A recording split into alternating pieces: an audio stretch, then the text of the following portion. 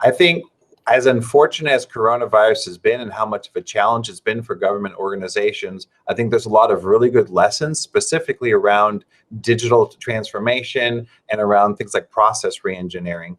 As a government, often we can get away with being slack or being a little slow on something. Who's our competition? No one's going to fire the city of Los Angeles and replace it with another city of Los Angeles, something that business is very accustomed to, but governments are often not to.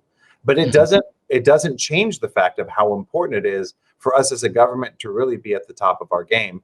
So the idea of us streamlining many of our processes, of eliminating a lot of the extra components, and really where possible, eliminating some of those physical touches. If you don't need to do a physical touch, it is best to eliminate it. It is best to streamline it.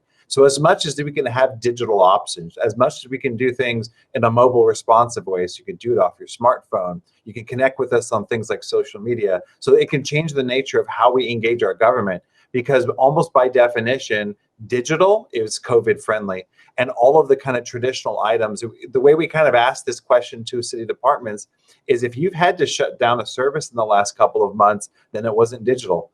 If it's digital, it actually thrived quite often. So I think it's become extremely important to streamline processes and reinvest in digital processes.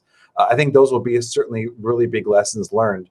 I think the other aspect is platform building. It's really important to have platforms in place before a crisis, as opposed to waiting until a crisis, then trying to figure out procurement, and then trying to figure out how to build and develop something. We need to be ready for something to happen. We can't simply respond or react to that. So being proactive, as much as I know it's a business cliche, but to be proactive, I think, is also a very important lesson learned.